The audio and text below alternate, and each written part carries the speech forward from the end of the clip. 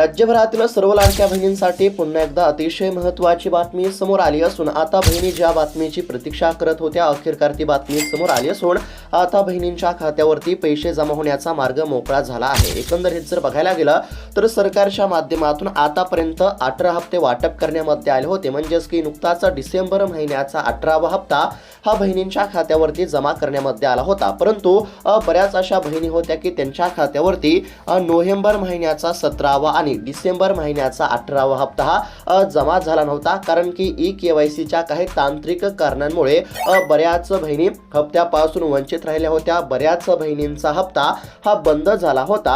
आता राज्य सरकारने 18वा हप्ता वाटप केला होता, परंतु बऱ्याच बहिणींच्या खात्यावरती पैसे जमा झाले नव्हते, त्यामुळे बहिणींच्या तक्रारी वाढत जात होत्या आणि या ठिकाणी म्हणजेच की सरकारच्या देखील लक्षात आलं होतं की बऱ्याच बहिणींच्या खात्यावरती नोव्हेंबर महिन्याचा 17वा आणि डिसेंबर महिन्याचा 18वा हप्ता जमा झाला नाही। त्यामुळे सरकारच्या माध्यमातून महत्त्वाचा निर्णय घेण्यामध्ये आला आणि सरकारने ई-केवायसीच्या दुरुस्तीचा निर्णय घेतला। आता राज्य सरकारने ई-केवायसीच्या दुरुस्तीचा निर्णय घेतला असल्यामुळे ज्या देखील बहिणींच्या खात्यावरती मागील काही हप्ते जमा झाले नव्हते, म्हणजेच की या ठिकाणी म्हणजेच की नोव्हेंबर महिन्याचा 17वा किंवा डिसेंबर महिन्याचा 18वा हप्ता असेल, म्हणजेच की मागील 2 हप्ते ज्या देखील बहिणींच्या खात्यावरती जमा झाले नव्हते, तर अशा बहिणींसाठी सरकारने अतिशय महत्त्वाचा निर्णय घेतला असून आता लाडक्या बहिणींच्या केवायसीच्या दुरुस्तीला सुरुवात करण्यामध्ये आली आहे। आणि या सर्व गोष्टींचा एकंदरीत जर विचार केला तर आता काही बहिणींच्या खात्यावरती 4,500 रुपये जमा होणार आहेत। लक्षपूर्वक पाहण्याचा प्रयत्न करा।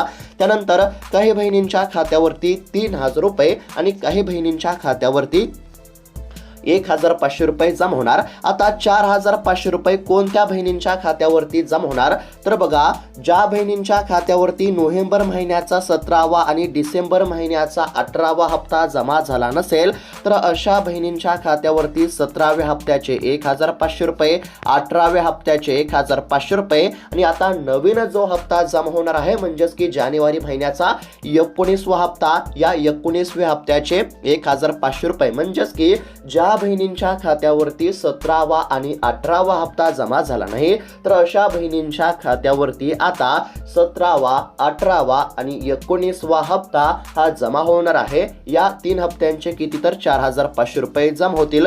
त्यानंतर आता 3,000 रुपये कोणत्या बहिणींच्या खात्यावरती जमा होणार, तर ज्या बहिणींच्या खात्यावरती डिसेंबर महिन्याचा 18वा हप्ता जमा झाला नव्हता, तर अशा बहिणींच्या खात्यावरती डिसेंबर महिन्याच्या 18व्या हप्त्याचे 1,500 रुपये आणि नवीन जानेवारी महिन्याच्या 19व्या हप्त्याचे 1,500 रुपये अशा पद्धतीने 3,000 रुपये जमा होतील। आणि ज्या बहिणींच्या खात्यावरती आतापर्यंतचे सर्व हप्ते जमा झाले आहेत, आतापर्यंत 18 हप्ते जमा झाले आहेत, तर अशा बहिणींच्या खात्यावरती फक्त आता जानेवारी महिन्याच्या 19व्या हप्त्याचे 1,500 रुपये जमा होणार।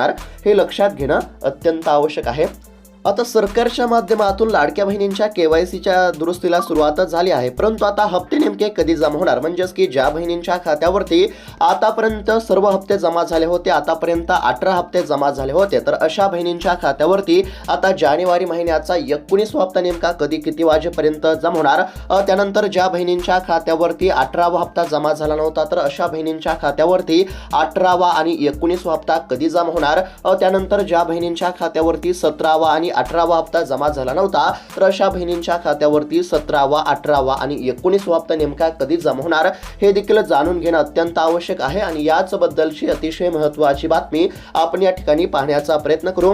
परंतु त्यातच आता म्हणजेच की धक्का देणारी देखील बातमी समोर आली आहे। आता बऱ्याच लाडक्या बहिणींच्या मनामध्ये असा देखील प्रश्न आहे, तो प्रश्न म्हणजेच की अजितदादांच्या निधनानंतर लाडकी बहीण योजनेचे यापुढे काय होणार, लाडकी बहीण योजना बंद होणार का, असे देखील प्रश्न उपस्थित करण्यामध्ये येत आहेत। आता तुम्हाला देखील माहीतच असेल की राज्याचे उपमुख्यमंत्री तथा अर्थमंत्री अजित पवार यांचं निधन झालं आहे। हे फक्त महाराष्ट्राचीच नव्हे तर संपूर्ण देशाची हानी बघायला मिळत आहे। अजितदादांनी लाडक्या बहिणींसाठी देखील महत्त्वाचे निर्णय घेतले होते। लाडक्या बहिणींना खुश करण्यासाठी, लाडक्या बहिणींना दिलासा देण्यासाठी, लाडक्या बहिणींना आर्थिक आधार देण्यासाठी, तसेच लाडक्या बहिणींना सक्षम करण्यासाठी, स्वावलंबी बनवण्यासाठी अजितदादांनी प्रयत्न केले केले होते, परंतु आता अजितदादांच्या निधनामुळे महाराष्ट्राचीच नाही तर संपूर्ण देशाची मोठी हानी झाली असल्याचं आपल्याला बघायला मिळत आहे. परंतु बहिणींना काळजी करण्याची गरज नाही. म्हणजेच की सध्या अनेक ठिकाणी आपल्याला असं बघायला मिळत होतं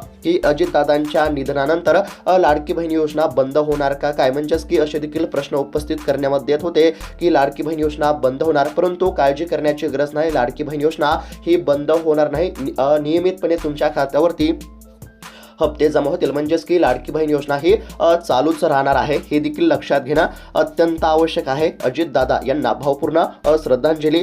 तर बघा आता पुढची जी अपडेट समोर आली आहे ती 2100 रुपयांच्या हप्त्यासंदर्भातील देखील अतिशय महत्त्वाची बातमी आहे. आता हे जे हप्ते जमा होणार आहेत, म्हणजेच की आता जानेवारी महिन्याचा 19वा हप्ता बहिणींच्या खात्यावरती जमा होणार आहे. जानेवारी महिन्याचा हप्ता कधी जमा होणार आणि रखडलेले हप्ते देखील कधी जमा होणार ते देखील आपण बघणारच आहोत. मात्र त्यापूर्वी आता 2100 रुपयांच्या हप्त्याबद्दलची एक म्हणजेच की छोटीशी अपडेट आहे ती थोडक्यामध्ये पाहण्याचा प्रयत्न करू. बऱ्याच लाडक्या बहिणींचा असा देखील प्रश्न होता की राज्य सरकारने 2100 रुपयांचा हप्ता देण्याची घोषणा केली होती, मग हा 2100 रुपयांचा हप्ता कधीपासून जमा होणार हे देखील जाणून घेणं अत्यंत आवश्यक आहे. तर बघा या ठिकाणी म्हणजेच की अतिशय महत्त्वाची पेपरची बातमी समोर आली आहे. लाडक्या बहिणींचे 2100 रुपये करणार एकनाथ शिंदेंनी दिला शब्द, अशा पद्धतीची बातमी आहे. थोडक्यात पाहण्याचा प्रयत्न करू. राज्यामध्ये जिल्हा परिषद आणि पंचायत समितीच्या निवडणुकीची रणधुमाळी रंगात आली असून आता या ठिकाणी म्हणजेच की आता एकनाथ शिंदे यांच्या माध्यमातून अतिशय महत्त्वाची माहिती बघायला मिळत आहे. आता एकनाथ शिंदे यांनी एका भाषणामध्ये बोलताना लाडक्या बहिणींना 2100 रुपये देण्याचा शब्द या ठिकाणी म्हणजेच की दिला आहे. लाडक्या बहिणींना आम्ही जे आश्वासन दिले आहे त्या आश्वासनानुसार बहिणींच्या खात्यावरती आम्ही 2100 रुपयांचा हप्ता जमा करू, अशी माहिती एकनाथ शिंदे यांनी दिली आहे. तसेच एकनाथ शिंदे काय म्हटले तर बघा, मी बोलतो ते करून दाखवतो असे म्हणत एक बार मैंने कमिटमेंट कर दी तो मैं खुद की भी नहीं सुनता, असा डायलॉग देखील एकनाथ शिंदेंनी मारला. म्हणजेच की एकनाथ शिंदे यांनी डायलॉग बाजी करत या ठिकाणी म्हणजेच की बहिणींना शब्द दिलेला आहे. एकनाथ शिंदे म्हटले की 1500 रुपये लाडक्या बहिणींना देतो. त्याच्या अनेक म्हणजेच की सक्सेस स्टोरी आहेत. आता 1500 रुपयांचे 2100 रुपये योग्य वेळी करणार हा शब्द लाडक्या बहिणींना म्हणजेच की एकनाथ शिंदे यांनी दिलेला आहे. आता एकनाथ शिंदे यांनी 2100 रुपयांचा हप्ता देण्याबाबत घोषणा केली असली तरी हा नेमका 2100 रुपयांचा हप्ता कधीपासून जमा होणार हे देखील जाणून घेणं अत्यंत आवश्यक आहे. तर बघा लाडकी बहीण योजनेचा जो 2100 रुपयांचा हप्ता आहे हा देण्यामधील अशी घोषणा सरकारने केली असली तरी अद्याप देखील याची अंमलबजावणी करण्यामध्ये आली नाही. साधारणतः मार्च महिन्यानंतर 2100 रुपयांचा हप्ता हा बहिणींच्या खात्यावरती जमा होऊ शकतो, कारण की मार्च महिन्यामध्ये अर्थसंकल्प आहे आणि अर्थसंकल्पामध्ये लाडकी बहीण योजनेसाठी आता मोठी तरतूद होण्याची शक्यता आहे आणि त्यानुसार मार्च महिन्यानंतर बहिणींच्या खात्यावरती 1500 रुपयांच्या ऐवजी 2100 रुपयांचा हप्ता हा जमा केला जाऊ शकतो. तर अशा पद्धतीची ही 2100 रुपयांच्या हप्त्यासंदर्भातील देखील माहिती होती. आता सध्या जर बघायला गेलं तर आता लाडक्या बहिणींच्या केवायसीच्या दुरुस्तीला सुरुवात झाली आहे. लाडकी बहीण योजनेच्या ई-केवायसी मध्ये चुकीची माहिती भरल्यामुळे गेल्या काही महिन्यांपासून बऱ्याच बहिणींच्या खात्यावरती हप्ता जमा झाला नव्हता. अशा अपात्र ठरलेल्या लाभार्थी महिलांना आता पुन्हा ई-केवायसी मध्ये दुरुस्ती करता येणार आहे. ई-केवायसीतील चुकीच्या माहितीमुळे ज्या लाभार्थ्यांना पैसे मिळाले नव्हते तर त्यांच्याकडून आता अर्ज मागवण्यामध्ये आले आहेत. आता म्हणजेच की एकंदरीत जर बघायला गेलं ई-केवायसी करून देखील बऱ्याच बहिणींच्या खात्यावरती पैसे जमा झाले नव्हते, तर अशा बहिणींच्या ई-केवायसीच्या दुरुस्तीला आता सुरुवात झाली असल्यामुळे नक्कीच आता बहिणींना दिलासा मिळणार आहे.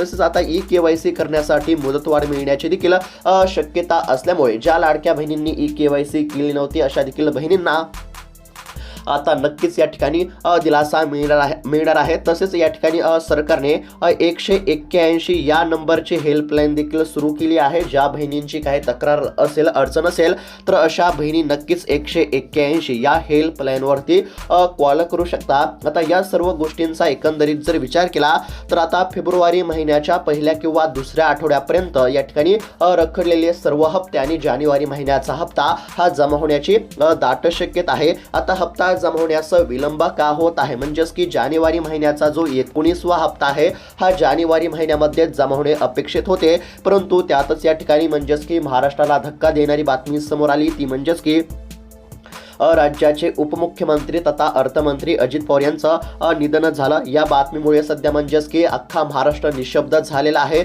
यामुळे थोडाफार या ठिकाणी म्हणजेच की प्रशासकीय गतीवरती आपल्याला परिणाम बघायला मिळू शकतो। म्हणजेच की एकंदरीत जर बघायला गेलं तर जानेवारी महिन्याचा जो 19वा हप्ता आता जमा होणार होता, हा हप्ता जमा होण्यास थोडाफार उशिरा लागू शकतो। फेब्रुवारी महिन्याच्या पहिल्या किंवा दुसऱ्या आठवड्यामध्ये रखडलेले जे काही हप्ते असतील ते हप्ते आणि सध्याचा नवीन हप्ता हे सर्व काही हप्ते पात्र बहिणींच्या खात्यावरती जमा होतील। म्हणजेच की पात्र असताना सुद्धा ज्या बहिणींच्या खात्यावरती 17वा आणि 18वा हप्ता जमा झाला नव्हता, तर अशा बहिणींच्या खात्यावरती आता 17वा हप्ता, 18वा हप्ता आणि नवीन जानेवारी महिन्याचा 19वा हप्ता अशा पद्धतीने हे 3 हप्ते एकत्र जमा केले जातील।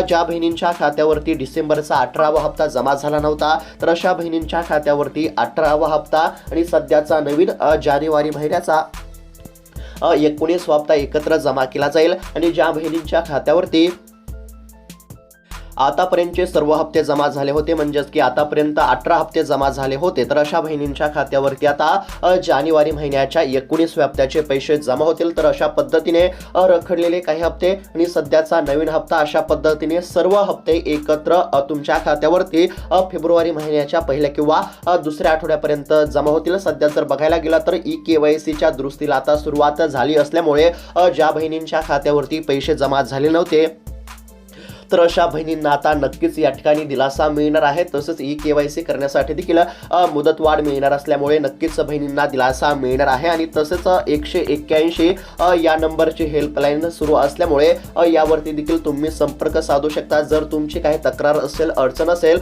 तर नक्कीच तुम्ही 181 पुन्हा एकदा सांगत आहे 181 या हेल्पलाईनवरती तुम्ही संपर्क साधा। तुम्ही जर 181 यावरती तुम्ही कॉल केला तर तुमच्या सर्व समस्याचे निवारण केले जाईल, हे देखील लक्षात घेणं अत्यंत आवश्यक आहे। 181 या नंबरची हेल्पलाईन ही बहिणींसाठी, लाडक्या बहिणींसाठी सुरू करण्यामध्ये आली आहे। तर अशा पद्धतीची अतिशय महत्त्वाची अपडेट आपण पाहण्याचा प्रयत्न केला आहे। तसेच आता लाडक्या बहिणींच्या खात्यावरती लवकरच 2100 रुपयांचा हप्ता देखील जमा होणार आहे, अशी माहिती स्वतः राज्याचे उपमुख्यमंत्री एकनाथजी शिंदे साहेबांनी दिली होती, साधारणतः मार्च महिन्यानंतर। कारण की मार्च महिन्यामध्ये अर्थसंकल्प असतो, या अर्थसंकल्पामध्ये मोठी तरतूद होण्याची शक्यता आहे। म्हणजेच की मार्च महिन्यानंतर बहिणींच्या खात्यावरती 1500 रुपयांच्या ऐवजी 2100 रुपयांचा हप्ता हा जमा केला जाऊ शकतो। तर अशा पद्धतीची अतिशय महत्त्वाची अपडेट आपण या ठिकाणी पाहण्याचा प्रयत्न केला आहे। आणि सध्या जर बघायला गेलं तर या ठिकाणी दुःखद बातमी म्हणजेच की राज्याचे उपमुख्यमंत्री तथा अर्थमंत्री अजित पवार यांचं म्हणजेच की निधन झालेलं आहे। बारामतीच्या खुशीत विसावले वादळ, अशा पद्धतीची बातमी आपल्याला बघायला मिळत आहे। थोडक्यामध्ये पाहण्याचा प्रयत्न करू।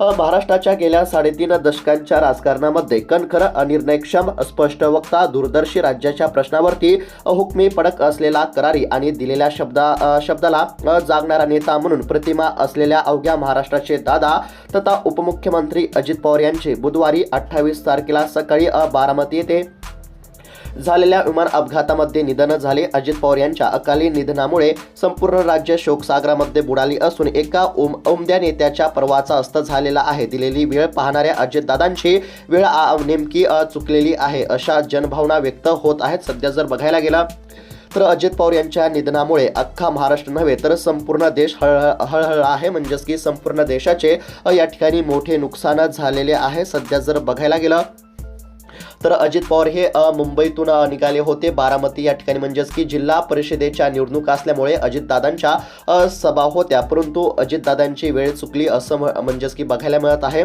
तर अशा पद्धतीची ही देखील म्हणजेच की दुःखद बातमी आपल्याला बघायला मिळत होती। पुन्हा एकदा अजितदादा यांना भावपूर्ण श्रद्धांजली। तर अशा पद्धतीची म्हणजेच की या ठिकाणी अपडेट आपण पाहण्याचा प्रयत्न केला आहे। ही माहिती तुम्हाला कशी वाटली? जर माहिती चांगली वाटली असेल तर इतर लाडक्या बहिणींना हा व्हिडिओ नक्की शेअर करा, जेणेकरून त्यांना देखील ही माहिती बघायला मिळेल। तर पुन्हा एकदा अजितदादा यांना भावपूर्ण श्रद्धांजली। धन्यवाद।